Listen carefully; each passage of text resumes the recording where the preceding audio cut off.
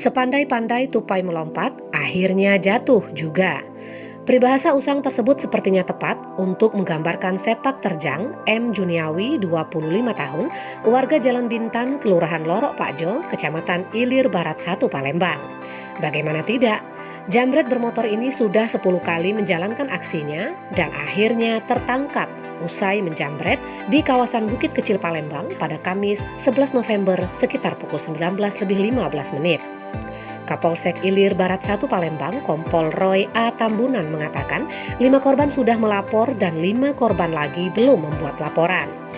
Roy mengatakan tertangkapnya tersangka bermula saat dia dibonceng tersangka RZ yang saat ini masih di PO dengan menggunakan sepeda motor.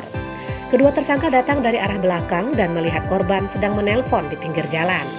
Saat itulah tersangka RZ memepet korban dan tersangka Juniawi merampas ponsel korban menggunakan tangan kiri. Spontan korban berteriak jambret sambil berlari mengejar kedua tersangka dan berhasil menarik jaket tersangka Juniawi sehingga terjatuh dan terseret sepeda motor. Kemudian tersangka diamankan anggota Polsekta Ilir Barat 1 yang kebetulan melintas di lokasi kejadian. Fahmi Ramadan melaporkan dari Mapolsekta Ilir Barat 1 Palembang untuk Anda.